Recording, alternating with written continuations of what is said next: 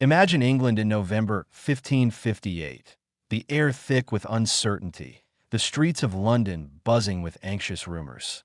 The nation had just lost Queen Mary I, Bloody Mary, to her Protestant enemies, and onto the throne stepped a slender young woman of 25. She had a striking presence, pale complexion, auburn hair, sharp eyes that seemed to weigh every word spoken to her. This was Elizabeth Tudor, daughter of the infamous Henry VIII and his ill-fated second wife, Anne Boleyn. Few could have guessed, in those first nervous weeks, that this young woman would go on to shape one of the most dazzling and transformative eras in English history. Elizabeth ascended the throne at a perilous moment. The kingdom she inherited was fractured by decades of religious turmoil, plagued by weak finances, and threatened by powerful foreign rivals. France and Spain, the great Catholic powers of Europe, looked hungrily at England, half hoping for her collapse. At home, Protestants and Catholics glared across a widening divide, each suspicious of the other, each ready to seize any misstep by the new queen. For Elizabeth, survival itself was not guaranteed. Reign was never certain. Yet out of this uncertainty, she would forge what later generations would call the Elizabethan Golden Age. The phrase Golden Age often conjures images of peace, prosperity, and cultural brilliance. But what made Elizabeth's England golden was not that it was free from hardship. Far from it. The years were marked by war, plots, and famine. What made it extraordinary was the way England, under Elizabeth's steady hand, began to discover its potential. The arts blossomed, producing works that would echo through centuries. The plays of Shakespeare, the sonnets of Spenser, the music of Tallis and Bird. The seas became England's new frontier, with adventurers like Francis Drake and Walter Raleigh sailing into uncharted waters, bringing back both riches and stories of strange new worlds. And at the center of it all stood Elizabeth, her presence a symbol, her leadership the delicate balance that held together a fragile kingdom and transformed it into a rising power. Elizabeth's early life had been anything but secure. Branded illegitimate after her mother's execution, shuffled between households, sometimes adored, sometimes ignored, she grew up keenly aware of the dangers of power. She had watched her father's court twist and turn in endless intrigues. She had survived her half-sister Mary's reign, even imprisoned in the Tower of London on suspicion of treason. These experiences gave her two vital qualities: caution and resilience. As queen, she would blend these with intelligence and charisma, creating a style of rule uniquely her own, part performance, part political calculation. From the beginning, Elizabeth understood the importance of image. She cultivated the idea of herself as the Virgin Queen, married not to any man, but to her people, to her nation. Portraits of her radiated majesty, her gowns shimmering with pearls, her face painted pale and ageless. Court poets and playwrights turned her into a living icon, a goddess-like figure who embodied England's hopes. Yet behind this dazzling image was a woman constantly weighing her choices, knowing that one wrong move could undo everything. The Elizabethan Golden Age was not inevitable. In fact, when Elizabeth came to power, England was considered a second-rate kingdom, overshadowed by continental giants. Its economy struggled, its military was modest, its political future uncertain. But Elizabeth had something her rivals underestimated: a gift for survival and for inspiring loyalty. She surrounded herself with capable advisors, most famously William Cecil, Lord Burleigh, whose steady counsel would anchor her reign. She balanced factions at court, played foreign ambassadors against each other, and skillfully delayed decisions until the moment was right. She became a master of turning weakness into strength, projecting confidence even when her position was precarious. The first years of her reign were consumed with the settlement of religion. Elizabeth walked a tightrope, crafting a compromise that restored Protestantism while leaving room for traditional practices. It was not a perfect solution. Religious tensions continued throughout her reign, but it gave England a measure of stability. And stability was exactly what the realm needed if it was to flourish. Meanwhile, Beyond the walls of Westminster, a cultural awakening was stirring. The printing press, now firmly established, spread new ideas at unprecedented speed. London grew into a bustling hub of trade, where merchants rubbed shoulders with poets and sailors swapped tales with scholars. The people of England, once isolated, began to feel part of a larger, more connected world.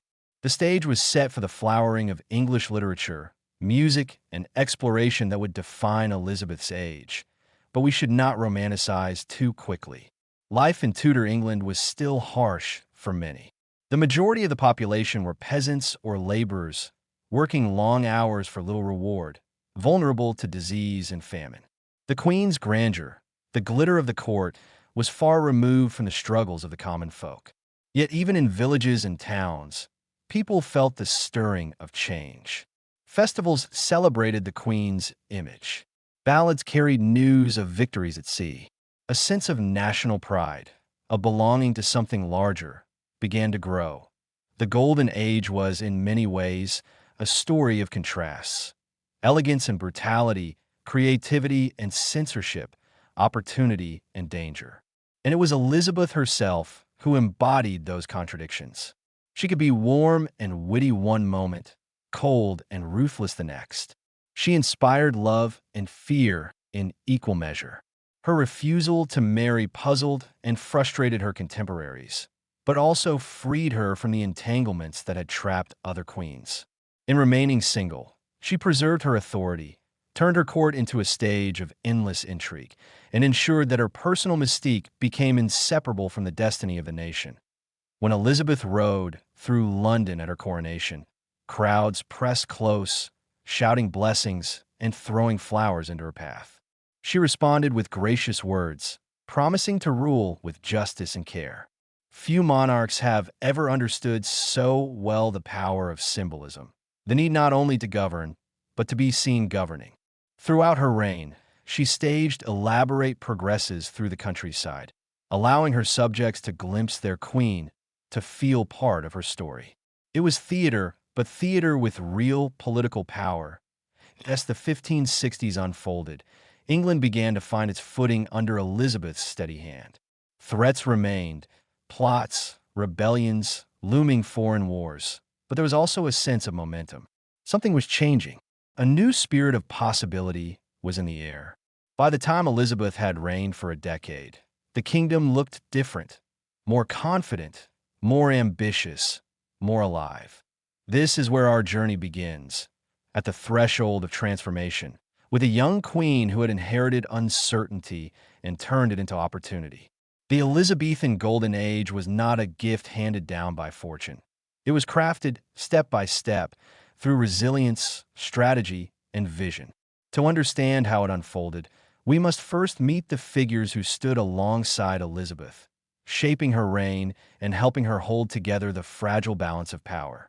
Behind every great monarch stands a network of people, loyal advisors, cunning courtiers, ambitious nobles, artists, and ordinary citizens whose combined actions shape the destiny of a nation. Elizabeth I's reign, often remembered for its glittering achievements, was not the work of a solitary queen. It was a symphony of personalities and forces woven together by Elizabeth's unique ability to balance, manipulate, and inspire. To understand how the Elizabethan Golden Age unfolded, we must first explore the characters and foundations that gave the Queen both strength and challenge. To the heart of Elizabeth's reign stood her trusted advisor, William Cecil, Lord Burleigh. For over 40 years, Cecil served as the Queen's steady hand, the man who turned her broad vision into practical policy. A lawyer by training, meticulous in detail, cautious by temperament, Cecil provided the kind of administrative backbone that allowed Elizabeth to rule effectively. While she dazzled with charisma, he worked behind the scenes, drafting laws, overseeing finances, and guiding diplomacy. Together, they formed one of the most enduring political partnerships in English history. Elizabeth famously once said of him, "This judgment I have of you, that you will not be corrupted by any manner of gift, and that you will be faithful to the state."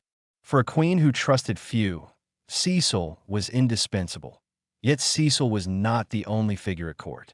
Surrounding Elizabeth was a glittering, often treacherous world of nobles, courtiers, and favorites. Robert Dudley, Earl of Leicester, was perhaps the most famous of them all. Handsome, ambitious, and rumored to be Elizabeth's great love, Dudley captivated the Queen's attention in ways that alarmed her council. Some believed she might marry him, but scandal, his wife's mysterious death in 1560, forever tarnished his suitability. Still, Elizabeth kept Dudley close, using his loyalty while never fully yielding to his desires. Their relationship exemplified her skill. She could indulge affection without surrendering power. Another towering figure was Sir Francis Walsingham, Elizabeth's spymaster. In an age of plots and conspiracies, Walsingham created an intelligence network that stretched across Europe. Through intercepted letters, double agents, and coded messages, he uncovered schemes against the Queen, including the infamous Babington plot that sealed the fate of Mary, Queen of Scots. Walsingham's shadowy work ensured Elizabeth's survival. Without his vigilance, her reign might have been cut short by assassins or usurpers. Where Cecil was the careful administrator, Walsingham was the watchful hawk, eyes fixed on every threat. Elizabeth's court was not only a center of politics, it was also a stage. Life at court revolved around ceremony, pageantry, and performance. Nobles vied for the Queen's favor through elaborate masks, lavish costumes, and clever flattery.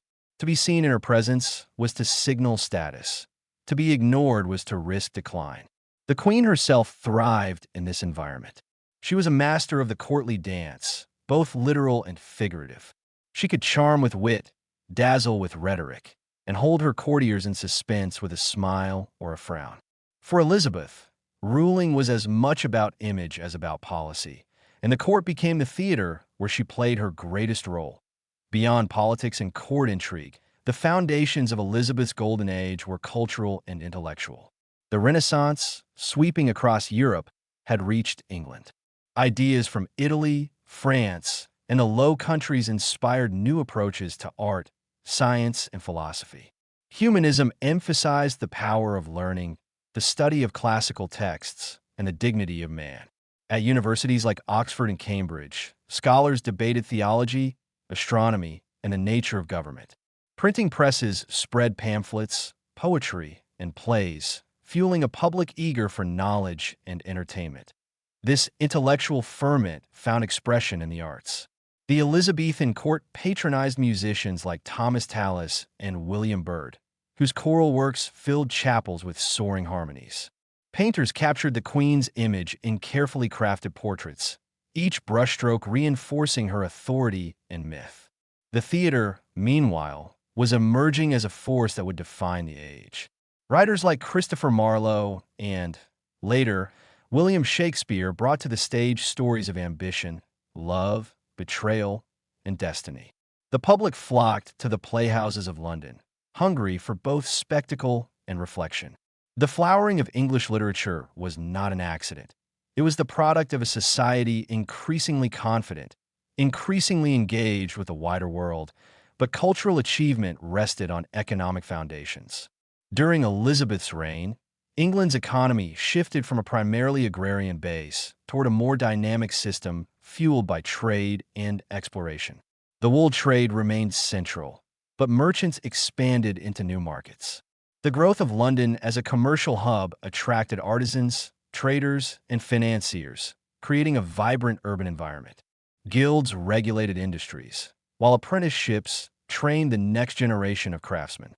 Though poverty remained widespread, opportunities for upward mobility increased, especially for those willing to seize the risks of commerce or navigation. Religion, too, shaped the foundations of Elizabeth's England. The Elizabethan settlement of 1559 sought to stabilize a nation torn between Catholic and Protestant extremes. By re-establishing the Church of England with the monarch as its head, Elizabeth crafted a compromise that allowed for outward conformity while tolerating a degree of private diversity. It was not a perfect solution. Puritans pushed for further reform, Catholics plotted for restoration, but it provided enough stability for the kingdom to function. Religion under Elizabeth was both a source of unity and a simmering fault line, one she managed with careful pragmatism. The common people, often overlooked in grand histories, played their part as well. Farmers, craftsmen, sailors, and household servants formed the fabric of society. Their loyalty or discontent could make or break a monarch. Elizabeth understood this better than most. She made deliberate efforts to be seen among her subjects, embarking on royal progresses through the countryside. In villages and towns, she greeted her people, accepted their gifts, and allowed them to bask in her presence. These journeys reinforced the bond between ruler and ruled, reminding the nation that its queen was not a distant figure, but a living symbol of unity. In this world of intrigue, artistry, and ambition, Elizabeth stood at the center. She was the sun around which her court revolved, the axis upon which the nation turned. But the brilliance of her reign depended on the foundations laid by those around her. Loyal advisors like Cecil, daring favorites like Dudley, watchful protectors like Walsingham, and the countless artists, merchants, and commoners who brought energy to her realm. Together, they created the stage upon which the great drama of the Elizabethan Golden Age would unfold. As the 1570s approached, England was no longer simply struggling to survive. It was beginning to thrive. The court sparkled with culture, the economy pulsed with new vigor, and the nation carried itself with growing confidence. Yet the true test still lay ahead. Rival nations threatened war, religious tensions simmered, and a queen's personal choices, whether to marry, whether to name a successor, hung like storm clouds over the horizon. It was in this crucible that the defining events of Elizabeth's reign would soon erupt. History rarely moves in a straight line. It twists and turns, shaped by crises that test the strength of nations and the resolve of leaders. For Elizabeth I, the early years of stability gave way to decades of challenge. The golden age she came to symbolize was forged in the furnace of danger. Plots, rebellions, assassinations, and looming wars that threatened to undo all she had built. The story of Elizabeth's reign is as much one of survival as it is of triumph. The most persistent threat to Elizabeth's rule came not from distant Spain or France, but from within the British Isles themselves. In Scotland, her cousin Mary Stuart, Mary, Queen of Scots, posed a constant danger. To Catholics across Europe, Elizabeth was a heretic, an illegitimate usurper born of Anne Boleyn's scandalous marriage. Mary, on the other hand, had royal blood untainted by controversy and was staunchly Catholic. When Mary was forced to abdicate her Scottish throne in 1567 and fled to England seeking Elizabeth's protection, she became both a guest and a prisoner. Elizabeth knew exactly what this meant. As long as Mary lived, she would be a rallying point for Catholic plots to depose the Protestant Queen of England. Indeed, conspiracies soon multiplied. The Northern Rebellion of 1569, led by Catholic nobles hoping to restore the old faith, attempted to overthrow Elizabeth in favor of Mary. It was crushed, but the danger was clear. Foreign powers, Spain, the papacy, even France, looked to Mary as their instrument. The Pope himself excommunicated Elizabeth in 1570, releasing her subjects from obedience and effectively giving divine sanction to rebellion. Elizabeth's government responded with harsher measures against Catholics, outlawing the practice of their faith in public and monitoring priests who secretly entered the country. The Queen was reluctant to persecute, but survival demanded vigilance. This is where Sir Francis Walsingham, Elizabeth's spymaster, came into his own. Through an elaborate network of informers and cryptographers, Walsingham uncovered plots that reached into the heart of Europe. The most famous was the Babington Plot of 1586, in which conspirators sought to assassinate Elizabeth and place Mary on the throne. Through intercepted letters, carefully deciphered, Walsingham trapped Mary into giving her approval. For years, Elizabeth had hesitated to act against her cousin, unwilling to execute an anointed queen.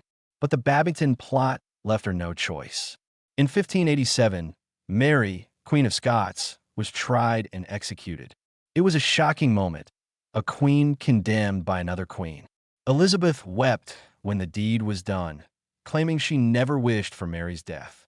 Yet the execution sent a powerful signal.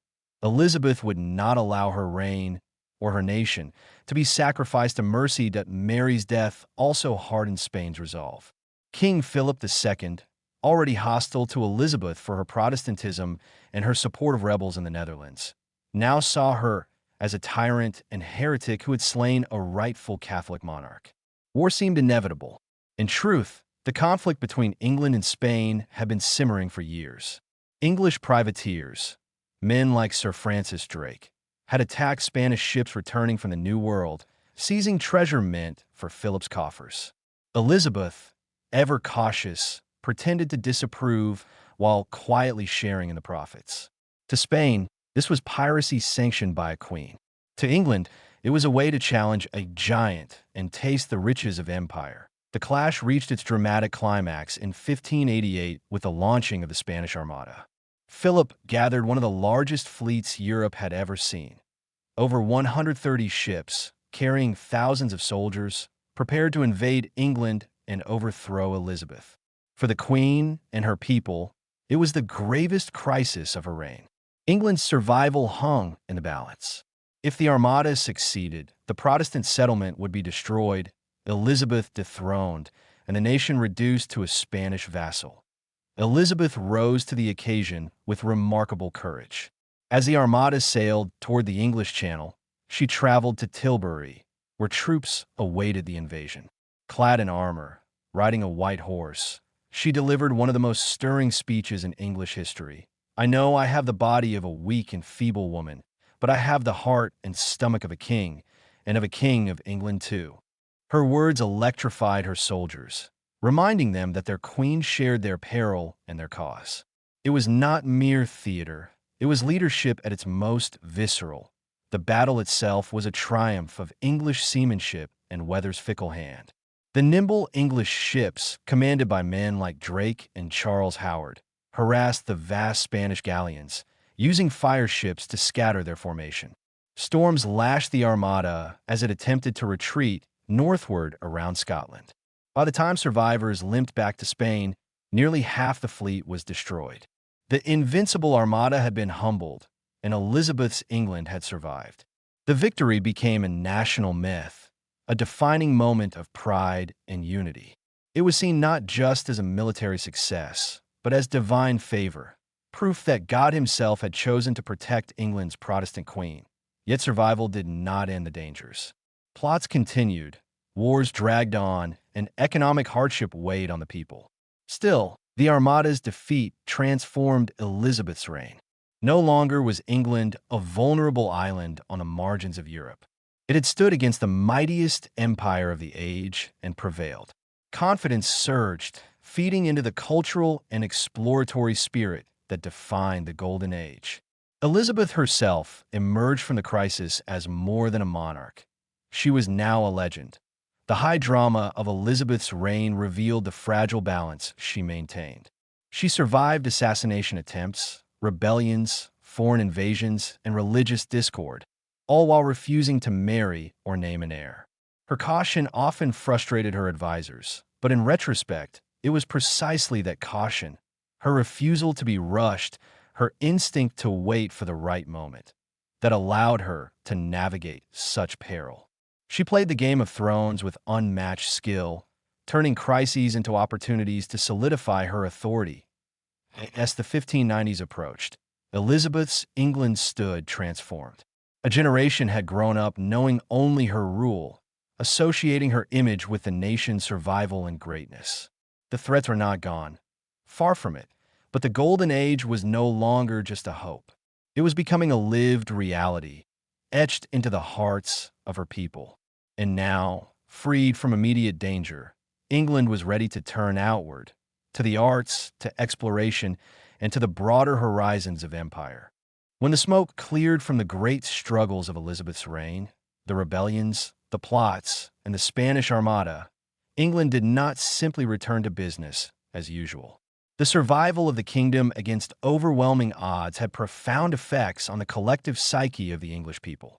What followed was a period of cautious optimism, social adjustment, and gradual transformation in which every class, from noble to peasant, responded in its own way to the challenges and triumphs of the age.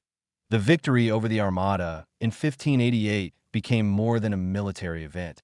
It became a myth. It was told and retold in ballads, pamphlets, and sermons, celebrated as proof of divine providence.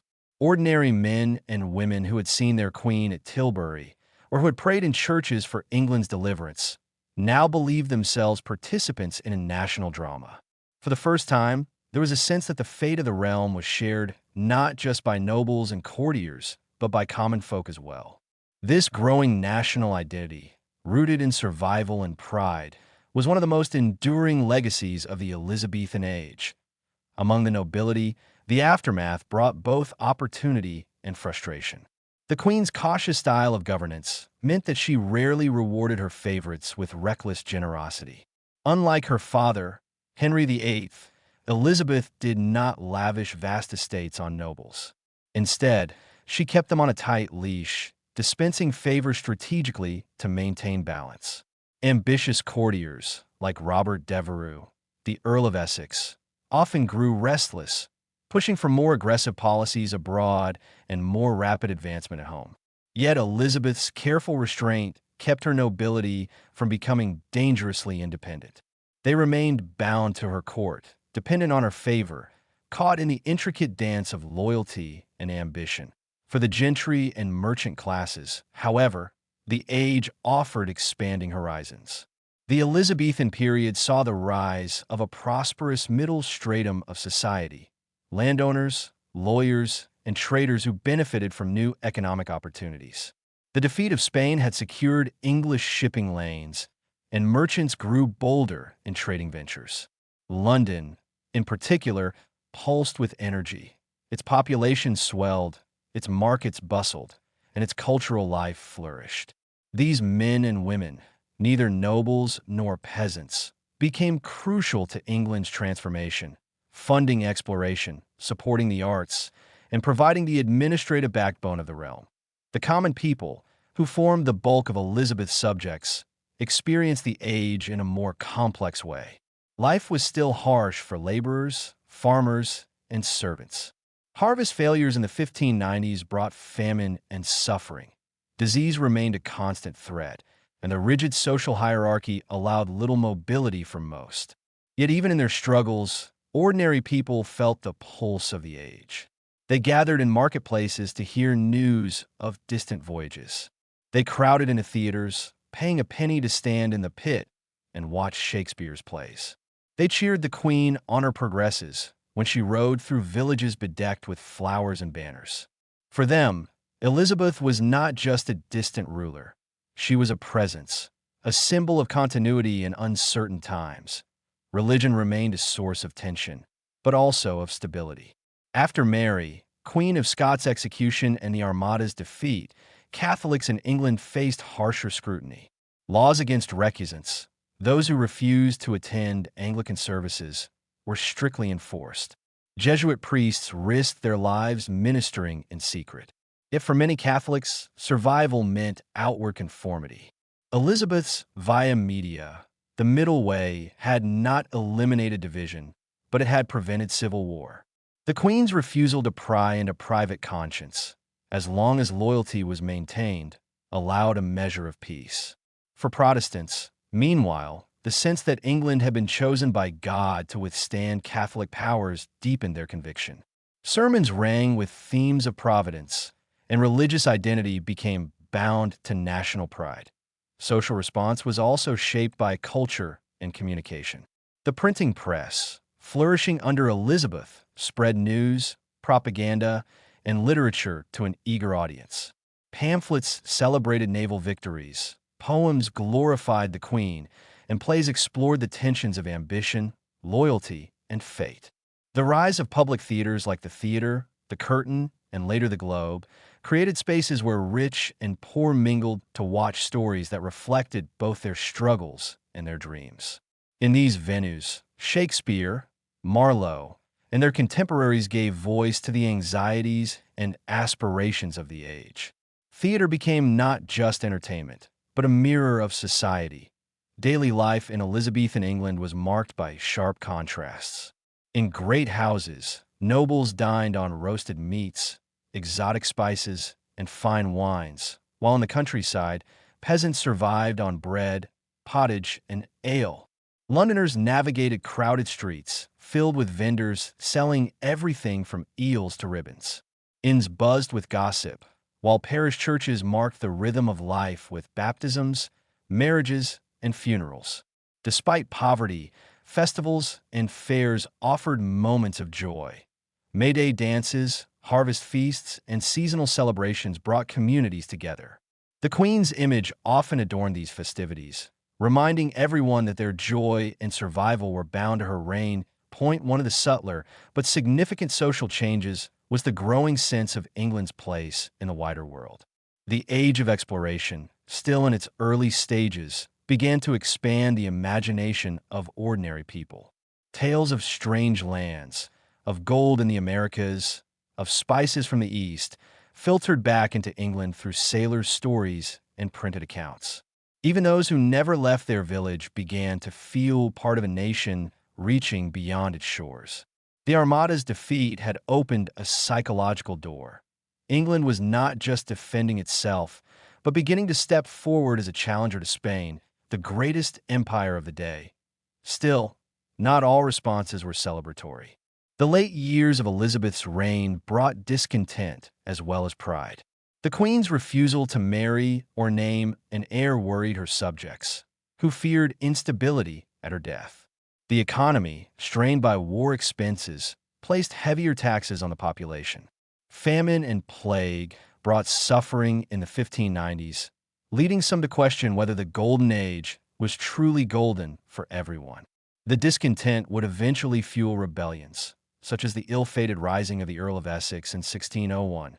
But for most of her reign, Elizabeth managed to hold the loyalty of her people through a mixture of charisma, caution, and resilience. The aftermath of Elizabeth's great crises thus produced a society both proud and anxious, thriving and struggling, united and divided. It was a society learning to see itself not merely as a realm ruled by a queen, but as a nation with a shared destiny. Out of danger and survival came a new self-awareness. England was no longer a fragile island waiting to be conquered, but a people with a role to play on the world stage. And as England's society adjusted, its culture blossomed. The theater, music, poetry, and art of the Elizabethan age were not separate from its politics and wars. They were responses to them, reflections of a people negotiating their identity. If Elizabeth's reign was a stage, then her subjects, high and low alike, were its actors. Together, they created the living texture of the Golden Age. When people today speak of the Elizabethan Golden Age, they often think first of the arts, of Shakespeare's plays, of the soaring polyphony of choral music, of elaborate portraits of a queen whose image became iconic. Yet the flowering of Elizabethan culture was not merely a burst of creativity. It was an expression of the values, struggles, and aspirations of a society that had survived crises and was now reaching for greatness. From the arts to exploration, from political thought to national pride, Elizabeth's England left behind a legacy that still resonates. At the center of this cultural flowering was the theater, a uniquely Elizabethan institution. Before Elizabeth's reign, drama existed largely in the form of religious mystery plays performed in towns and villages. But by the late 16th century, theater had transformed into a vibrant, professional art form. Permanent playhouses rose in London. The Theatre, 1576, the Curtain, and later the Globe, 1599. These were not court entertainments for nobles alone. They were public spaces where citizens from every social class could gather. For a penny, the groundlings stood shoulder to shoulder in the pit, while wealthier patrons took seats in galleries. In these spaces, rich and poor alike witnessed the works of Christopher Marlowe, Ben Jonson, and above all, William Shakespeare. The plays of the Elizabethan stage reflected the anxieties and ambitions of the age. Marlowe's Dr. Faustus captured the thirst for knowledge and the fear of overreaching. Shakespeare's Henry V stirred national pride, while his tragedies, Hamlet, Othello, Macbeth, explored the complexities of ambition, power, and fate. The theater gave voice to the collective imagination of a nation, blending entertainment with moral reflection. It was also a political mirror, carefully balanced. Playwrights could not directly criticize the crown, but they could cloak commentary in historical or foreign settings. In this way, the stage became a medium where society confronted its hopes and its shadows. Music, too, flourished under Elizabeth's reign. The Queen herself was a skilled musician, playing the virginals and delighting in song. Her patronage supported composers such as Thomas Tallis and William Byrd, whose sacred and secular works set new standards of beauty. The madrigal, a form of vocal music characterized by intricate harmonies, became popular, sung in courts and household alike. Music was not merely entertainment. It was a reflection of harmony, order, and divine providence, ideals that Elizabeth's regime sought to project. When choirs sang in cathedrals or nobles performed madrigals in their halls, they reinforced a sense of cultural unity, a belonging to a shared world of refinement and grace. Visual art, while less revolutionary than theater or music, played a vital role in shaping Elizabeth's image. Portraits of the Queen were carefully controlled, crafted to project majesty and timelessness. She appeared with symbols of purity, pearls, power, scepters, globes, and wisdom, books, serpents. As she aged, artists painted her with increasingly idealized features, masking time's toll and reinforcing her myth as the ageless Virgin Queen. These images were more than decoration. They were instruments of political authority, spreading across the realm to remind subjects of their sovereign's grandeur. The rainbow portrait, with Elizabeth depicted as eternally youthful, holding a rainbow in her hand, encapsulated the message. Her reign brought harmony after the storm. Beyond the arts, Elizabethan England was animated by a spirit of exploration and discovery. The defeat of the Spanish Armada had emboldened English seafarers to challenge Spain's dominance on the seas. Figures like Sir Francis Drake, who circumnavigated the globe, and Sir Walter Raleigh, who attempted to establish colonies in the Americas, became national heroes.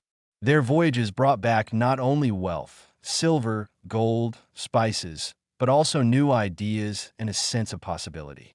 Though many ventures failed, the lost colony of Roanoke among them, they laid the groundwork for England's later empire.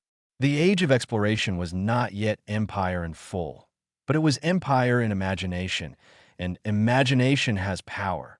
The cultural flowering also reflected deeper lessons about identity and resilience.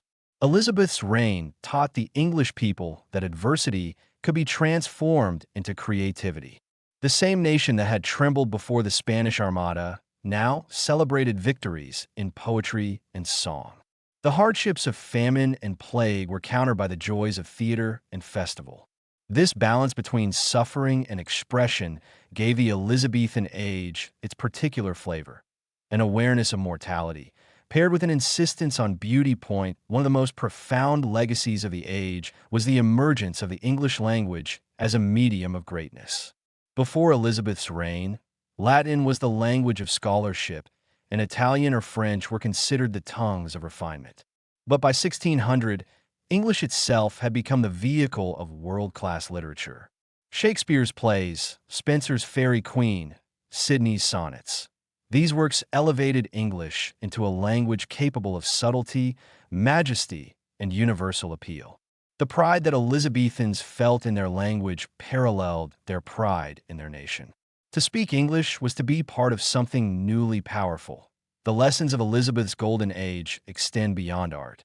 Politically, her reign demonstrated the value of moderation and pragmatism. Elizabeth rarely pursued radical reforms. Instead, she sought balance between Protestant and Catholic, between noble factions, between peace and war. This cautious strategy sometimes frustrated her contemporaries, who longed for bold action, but it ensured stability. The Elizabethan settlement in religion for instance, did not resolve all disputes, but it prevented civil war. Her reluctance to marry kept foreign powers at bay and prevented the rise of a royal consort who might have divided the realm. Her ability to rule by patience was itself a lesson.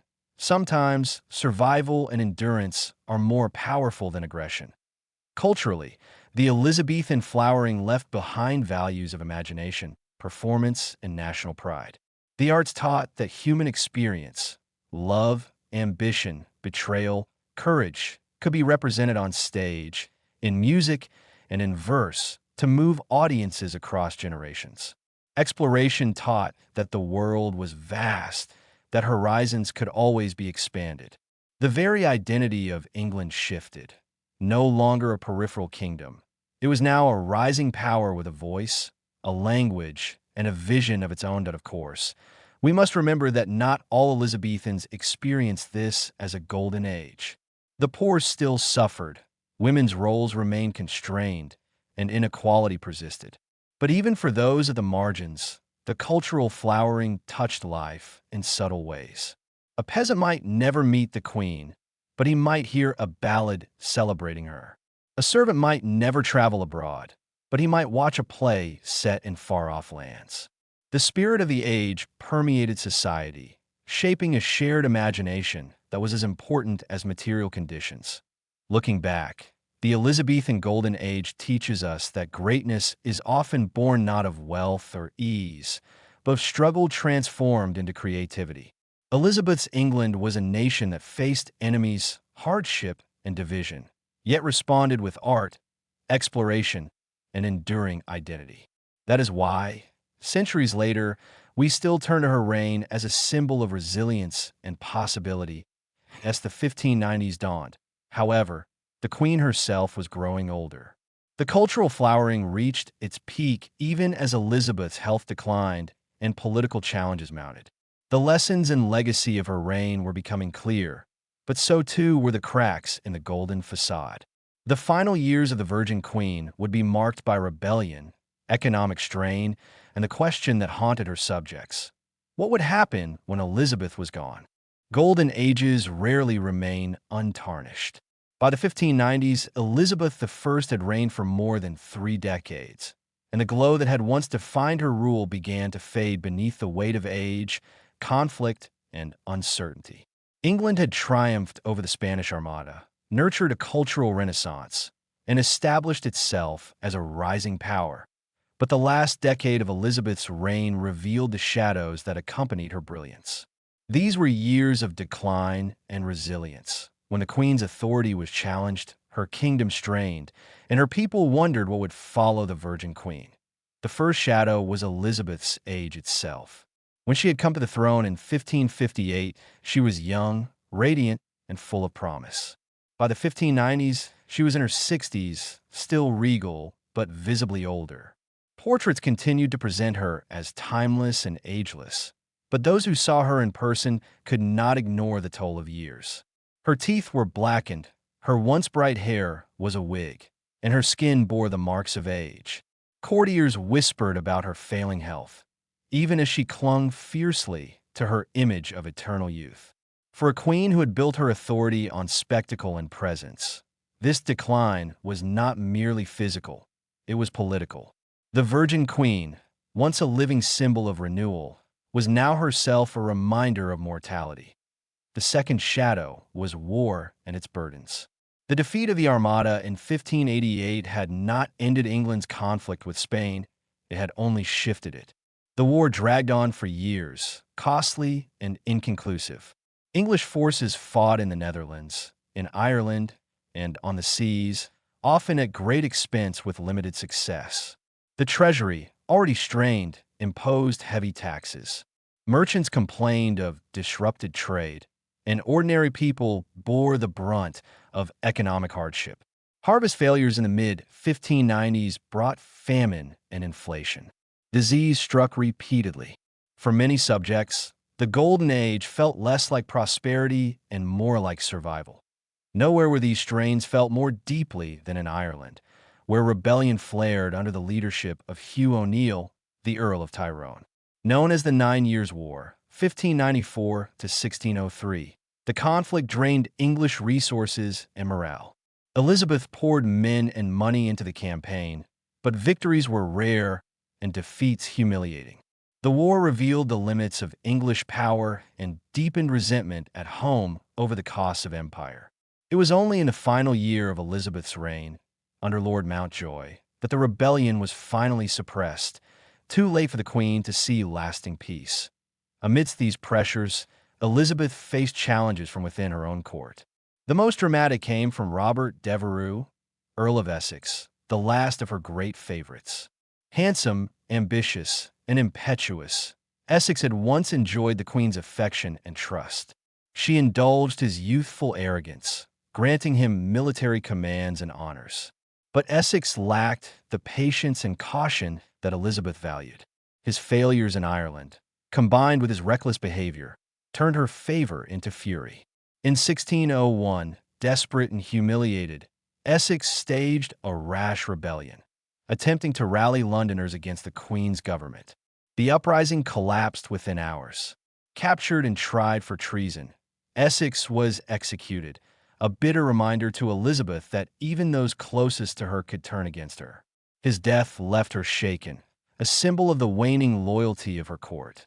The Essex Rebellion also revealed a deeper anxiety, the question of succession. Elizabeth had steadfastly refused to marry, guarding her independence and her authority. But by the 1590s, her decision had left England facing a dangerous uncertainty. Who would rule after her? Without a named heir, nobles and commoners alike feared the chaos of civil war. Rumors abounded. Some favored James VI of Scotland, son of Mary, Queen of Scots. Others whispered about alternative claimants. Elizabeth, characteristically, refused to decide, insisting that the matter would resolve itself in God's time. Her silence frustrated her counselors and unsettled her people, but she would not yield. To name an heir was to diminish her own authority, and Elizabeth would not share power even in anticipation. In these final years, the Queen's relationship with her court grew increasingly strained. Younger courtiers, who had never known another monarch, found her aloof and demanding. She still inspired loyalty, but she no longer dazzled as she once had. The elaborate progresses of her youth became rarer. The theater continued to flourish, but Elizabeth herself seemed more remote from the energy of the age she had inspired. In her court, she maintained her rituals, her dances, her witty exchanges, but the laughter often masked fatigue.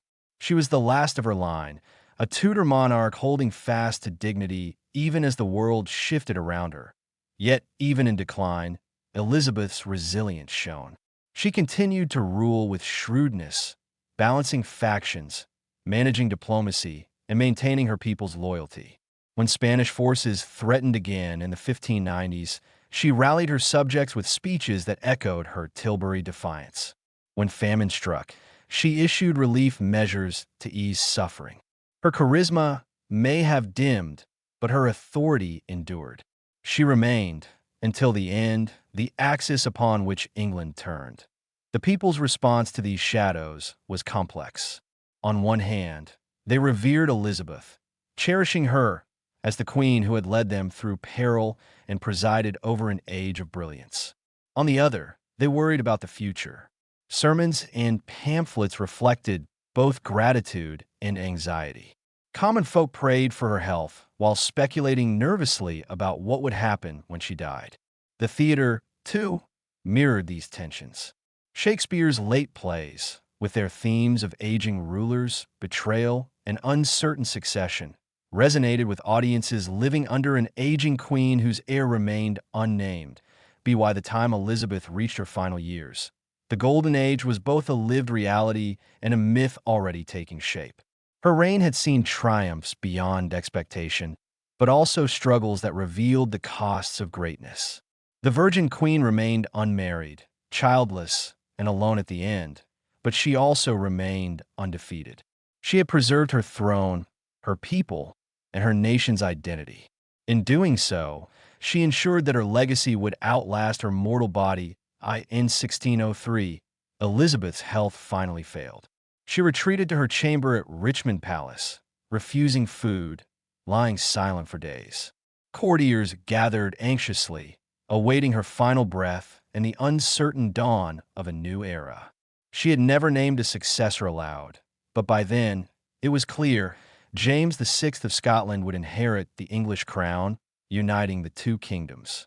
When Elizabeth died on March 24, 1603, at the age of 69, she ended not only her reign but the Tudor dynasty itself.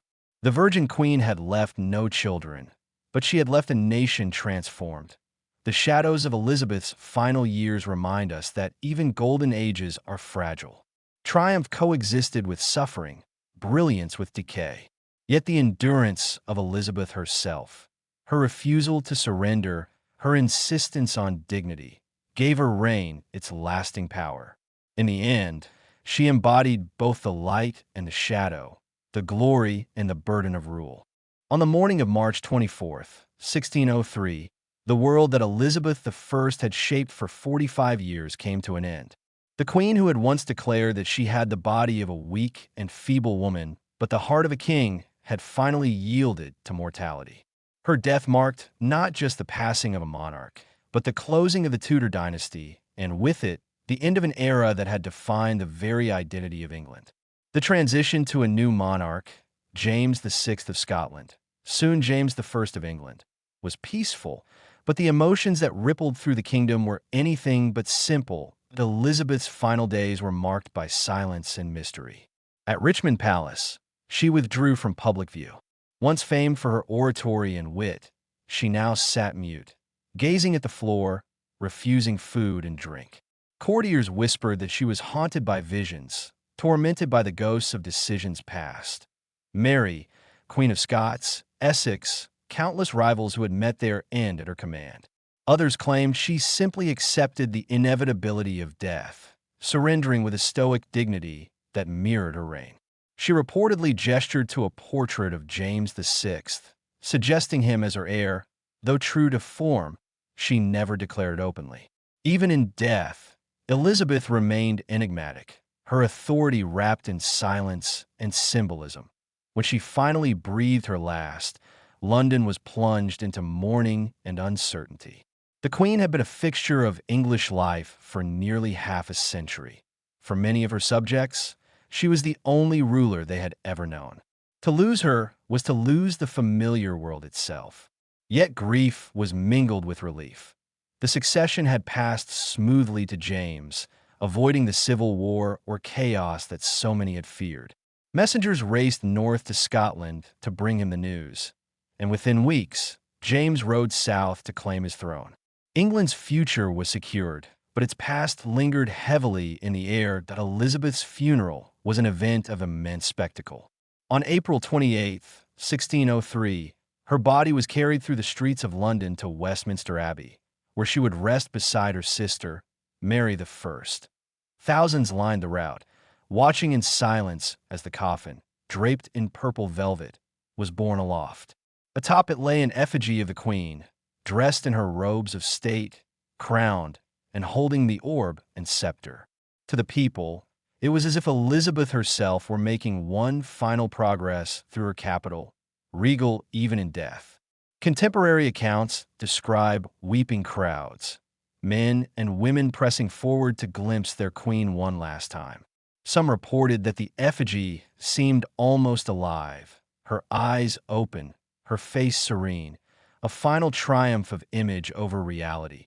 The funeral procession was also a performance of continuity. Behind the coffin walked nobles, clergy, and officials, signaling the unity of the realm. The banners of her achievements, victories, alliances, symbols of power, were carried before her. Even in death, Elizabeth's reign was celebrated as a time of triumph. Yet there was an unspoken acknowledgement. The Virgin Queen had left no heir, and with her ended the direct line of the Tudors. The crown had passed to the Stuarts, and a new age was beginning in the immediate aftermath of her death. Elizabeth's legacy began to crystallize. Writers, poets, and chroniclers rushed to memorialize her. Sermons praised her as a defender of the true faith, a second Deborah who had saved her people from tyranny. Pamphlets lauded her as the bringer of peace, culture, and prosperity. Elizabeth became a symbol not only of her reign, but of England itself, the embodiment of national identity. Even those who had criticized her policies in life now spoke reverently of her greatness. Death had transformed her into legend. The people, too, clung to her memory. Ballads and stories circulated, celebrating her courage at Tilbury, her wisdom in governance, her purity as the Virgin Queen. Her image, carefully crafted during her lifetime, now became myth. She was remembered less as the aging woman of her final years and more as the radiant queen of her youth, the monarch who had faced down the Armada, inspired poets, and united her people. The imperfections of her reign, the poverty, the wars, the religious tensions, were not forgotten, but they were overshadowed by the sense that she had presided over something unique, an age of greatness. For James I, Elizabeth's legacy was both a blessing and a burden. He inherited a stable throne, a loyal people, and a realm that had grown in confidence and prestige. But he also inherited expectations shaped by Elizabeth's myth, where she had ruled with charisma and spectacle. James was scholarly and reserved.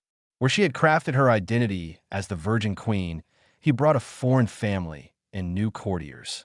Many of his early struggles as king came not from his policies, but from the shadow of his predecessor. To follow Elizabeth was to compete with legend. Elizabeth's death also raised deeper questions about the nature of monarchy and memory. How much of her greatness was the product of her actions, and how much was the result of careful image-making? Historians have debated this for centuries. Yet what is clear is that Elizabeth understood the power of myth better than most rulers.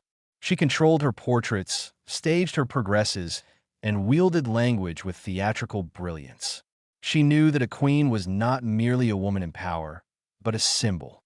In this, she succeeded completely. Her image outlived her body. Her myth endured beyond her dynasty. For the people of 1603, however, such reflections mattered less than the immediate loss they felt. Elizabeth had been their queen through storms and sunshine, famine and feast. She had spoken to them, rallied them, embodied their hopes. In mourning her, they mourned not only a person but a generation, an identity, a way of life. The end of Elizabeth's reign was the end of the Tudor century, the passing of a familiar world into something unknown. Yet, even as they buried her, they celebrated her. The bells of London rang, not only in grief, but in pride. Elizabeth had left no heir of her body, but she had left an heir of her spirit, the idea of England as a nation destined for greatness. That was her gift to her people, and it was one they clung to as they turned to a new king and a new era. Elizabeth's death was thus both an ending and a beginning. It closed the story of the Virgin Queen, the monarch who had defied expectations and ruled alone. It opened the story of the Stuart dynasty, with all its triumphs and tragedies. But above all, it revealed the power of memory, how a ruler can shape not only their own time, but the imagination of generations to come. When Elizabeth I was laid to rest in 1603, her body was interred in stone, but her image was freed into eternity. Death transformed her from a complex, often contradictory ruler into a symbol, a figure larger than life, embodying a golden age that subsequent generations would invoke, reinterpret, and sometimes manipulate. The Virgin Queen became more than a monarch. She became an idea, a mirror in which English identity could see itself reflected, reshaped, and idealized in the immediate aftermath of her passing. The Stuart dynasty had a complicated relationship with Elizabeth's memory. James I, her successor, inherited not only her throne, but also the daunting task of living up to her legend. On one hand, he benefited from the stability and national pride she had cultivated. On the other, Elizabeth's enduring popularity cast a long shadow. James was cautious in allowing her cult of memory to grow unchecked. He preferred to emphasize unity under his own rule. Yet he could not entirely suppress the nostalgia for Elizabeth, especially when his reign struggled with financial troubles and tensions between crown and parliament. For many English subjects, Elizabeth remained the good queen, a benchmark against which her successors were measured. During the 17th century, Elizabeth's image was invoked in times of political conflict. Royalists and parliamentarians alike found ways to claim her legacy. For royalists, she represented the majesty of monarchy, a sovereign who commanded loyalty and respect. For parliamentarians, she was remembered as a ruler who had respected the rights of her people and maintained harmony without tyranny. Both sides selectively remembered her, turning her into a tool for their arguments. The reality of her pragmatism and authoritarian streaks was often forgotten in favor of a simplified image that could serve contemporary needs. That be why the 18th century, Elizabeth's reign had taken on the aura of a golden age, an epic of naval triumphs, artistic glory, and national unity. Historians and playwrights alike looked back on her as a heroine. In 1707, when England and Scotland formally united under the Act of Union, Elizabeth was often recalled as the last monarch to rule a distinctly English kingdom before the new British identity emerged. Her cult was nostalgic, a reminder of a time when England had stood alone, proud and independent. The Virgin Queen became a symbol of patriotism, especially in an age when Britain was expanding its empire overseas and needed heroic figures from the past to justify its ambitions. Nowhere, however, was Elizabeth's myth more fully revived than in the Victorian era. To the Victorians, Elizabeth embodied virtues that resonated with their own age of empire: chastity, duty, and national greatness. Queen Victoria herself was often compared to Elizabeth, and the two queens were cast as twin icons of feminine sovereignty. Statues of Elizabeth were erected, her portraits reproduced, her speeches reprinted. Playwrights and novelists romanticized her reign as a time of gallantry, exploration, and cultural brilliance. The complexities of her politics, her hesitation, her economic troubles, her reliance on propaganda, were smoothed over. Instead, she was celebrated as the queen who defeated the Armada, inspired Shakespeare, and presided over the dawn of Britain's imperial destiny. This myth-making was not accidental. It served political and cultural purposes. In the 19th century, as Britain expanded its empire across the globe, Elizabeth's age of exploration was cast as the origin story of that imperial mission. Francis Drake, Walter Raleigh, and other Elizabethan adventurers were elevated into national heroes. Their voyages were framed not as opportunistic raids or failed colonies, but as bold steps in a grand narrative of progress and discovery. Elizabeth, as their queen, was remembered as the visionary who had encouraged them, the mother of the empire. In literature and art, Elizabeth became a dramatic figure. Painters depicted her in theatrical scenes, addressing her troops at Tilbury, receiving courtiers in resplendent gowns, or gazing serenely into the distance as if envisioning her nation's destiny. Writers emphasized her wit, her charm, her resilience. Even her refusal to marry, once a source of controversy, was reinterpreted as a mark of virtue and independence. She was the Virgin Queen who had chosen her country as her only spouse, embodying loyalty to the realm above all personal desires. Of course, not all portrayals were uncritical. Some romantic and later modern writers highlighted the ironies and costs of her reign. They noted that the Golden Age had been golden for some, but harsh for others. The poor endured famine, religious minorities suffered persecution, and colonies failed. Historians question the degree to which Elizabeth's greatness was her own doing versus the product of propaganda and circumstance. Yet even these critiques often reinforced her myth, for to debate Elizabeth was to acknowledge her significance. She remained inescapable, a figure who could not be ignored. The 20th century brought new dimensions to her legacy. With the rise of cinema and television, Elizabeth's image entered popular culture in unprecedented ways. Films portrayed her alternately as a romantic heroine, a stern ruler, or a tragic figure. Bette Davis's iconic performances in The Private Lives of Elizabeth and Essex, 1939, and The Virgin Queen, 1955, cemented her as a commanding yet vulnerable woman, torn between duty and desire.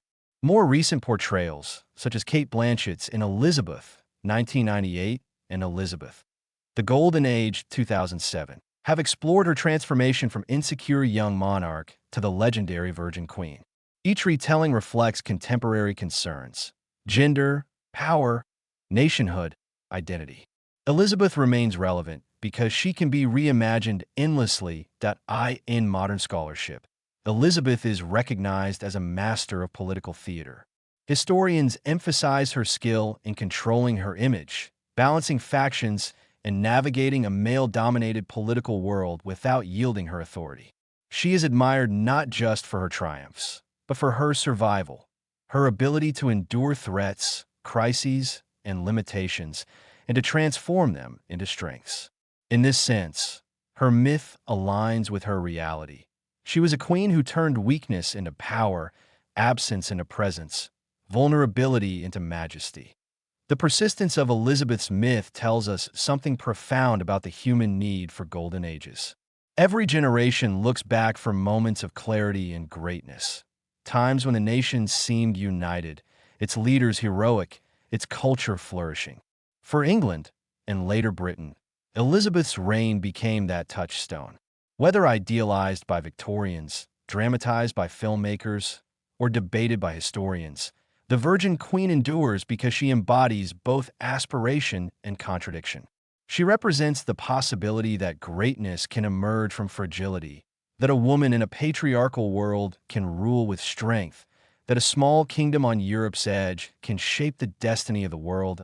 In the end, Elizabeth's myth is as much about us as it is about her. We remember her not only for what she was, but for what we wish her to be: a mirror of resilience, brilliance, and national pride. The golden age she represents may never have been as golden as nostalgia suggests, but it shines because people continue to polish it, to keep it bright in memory and imagination. And yet, myths always raise questions. Was Elizabeth truly the architect of her golden age, or was she its most skillful performer? Did she lead her nation into greatness, or did she simply survive long enough to become its symbol? The answers are elusive, hidden in the interplay of fact and legend. What remains undeniable is that her story did not end with her death. It began anew in the centuries of remembrance that followed. When the story of Elizabeth I closes, it does not end. Her reign, often called the Golden Age, continues to echo across centuries, shaping how we think about leadership, culture, and national destiny. To reflect on Elizabeth is to reflect on questions of endurance, identity, and the strange alchemy by which history transforms into legend. Her life was not a perfect arc of triumph, nor was her reign free of hardship. It was precisely in those tensions, between power and vulnerability, glory and shadow, that her legacy was forged. That Elizabeth's enduring influence lies first in her embodiment of resilience. She inherited a kingdom divided by religion, threatened by foreign powers, and uncertain of its future. She had every reason to fail, and many expected her to. Yet she survived, outmaneuvered, and eventually flourished. Her reign illustrates how survival itself can become a form of greatness. She did not conquer vast territories, nor did she reform society at its roots. But she provided stability in an unstable time. In doing so, allowed her people to imagine themselves as part of something larger. That act of endurance is often overlooked, yet it is perhaps her most remarkable achievement. Second, Elizabeth's reign demonstrates the power of image and performance. More than most rulers, she understood that monarchy was theater. She choreographed her progresses, shaped her portraits, and honed her speeches to create a persona that transcended her human limits. The Virgin Queen was not merely Elizabeth Tudor. It was a role she played, a myth she embodied, and an idea her subjects embraced. In an age without mass media, She created a form of propaganda so enduring that it still captivates us today. In this sense, Elizabeth was not just a monarch. She was one of history's first great brand builders, crafting an identity that has outlived empires. The Golden Age, as we recall it, was not golden for everyone. Poverty persisted, inequality remained entrenched, and the benefits of cultural and naval triumphs were unevenly distributed. But as a symbol, the Golden Age represents more than material reality. It represents aspiration. It shows how a people, in the face of difficulty, can create art, music, and literature that endure long after famine and war are forgotten. Shakespeare's plays still move audiences. Talus's music still soars in cathedrals. Elizabeth's speeches still inspire with their rhythm and resolve. The cultural flowering of her reign became its own kind of immortality. Elizabeth also leaves us with lessons about gender and power. In a world where women were rarely allowed to lead, she ruled a kingdom alone, without husband or children, and commanded the loyalty of her people. She turned what many saw as weaknesses, her sex, her unmarried status, into strengths, reimagining herself as both mother and father to her nation. Her refusal to marry was not only personal but political. It denied foreign powers' influence and preserved her sovereignty. In doing so, she challenged the patriarchal norms of her time and proved that authority was not the exclusive domain of men.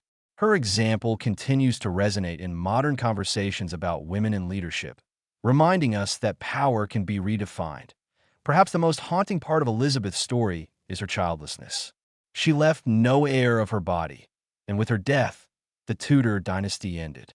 Yet in another sense, she left countless heirs. The poets, explorers, playwrights, and musicians of her reign carried her spirit forward.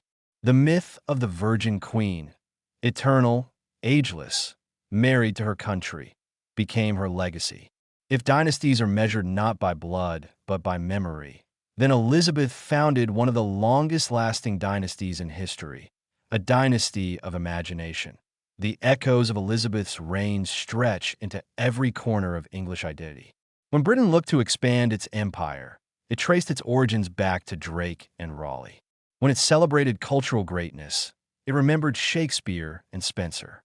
When it faced wars, it recalled Elizabeth at Tilbury, declaring that she had the heart of a king. Even in times of crisis, her reign was invoked as proof that endurance and ingenuity could prevail. She became the archetype of the nation's self-image, resilient, resourceful, radiant in adversity. And yet, the story of Elizabeth is also a story of paradox.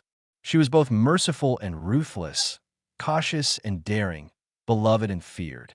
She could inspire deep loyalty, but also provoke bitter rebellion.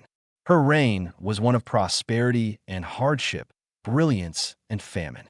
To reduce her to a single image, the Virgin Queen, the Gloriana, the Deborah of England, is to simplify a life that was profoundly complex. But perhaps that is the secret of her longevity. She is large enough to contain contradictions, and so each generation can find its own Elizabeth. As we close the book on her story, one question lingers. Why do we still return to Elizabeth centuries later? Perhaps because she embodies the eternal human struggle between limitation and aspiration. She was, after all, mortal, flawed, aging, beset by enemies, haunted by loss. And yet she rose above those constraints, not by eliminating them, but by transforming them into symbols of strength. She did not conquer her weaknesses, she made them part of her legend. That alchemy, turning fragility into greatness, is why her story continues to resonate. The Virgin Queen's age is long past. The ships that sailed under her command have rotted. The theaters that premiered Shakespeare's plays have been rebuilt and lost again. The courtiers who once bowed before her are dust. And yet, in another sense, her age is not past at all. Every time her story is told, every time her portrait is studied, every time her words are quoted, the Golden Age flickers back to life. History becomes present, and Elizabeth lives again, not as a woman of the 16th century, but as an enduring idea. When we remember Elizabeth I, we remember not only a queen, but a question. What does it mean to lead, to endure, to leave a legacy? Her reign suggests that greatness is not the absence of struggle, but the art of surviving it. It suggests that memory can be as powerful as action, that myth can shape reality. And it reminds us that the past is never truly gone. It echoes endlessly in the stories we tell. Elizabeth herself might have approved of such an ending. She once declared, "Though I be a woman, yet I have the heart and stomach of a king, and a king of England too." In those words, she fused her humanity with her myth, her frailty with her strength. And in those words, we hear not just the voice of a queen long dead, but the echo of an age that still glitters in imagination. The golden age of Elizabeth I may belong to history, but the echo of the Virgin Queen belongs to eternity.